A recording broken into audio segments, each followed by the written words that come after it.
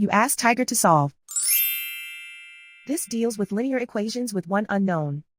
The final result is n equals 7/12. Let's solve it step by step. Group all constants on the right side of the equation. Subtract 1/12 from both sides.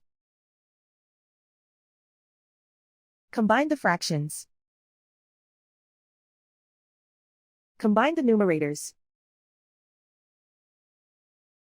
Reduce the zero numerator.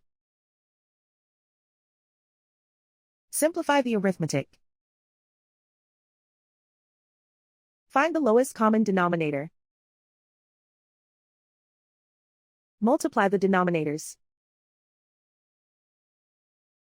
Multiply the numerators.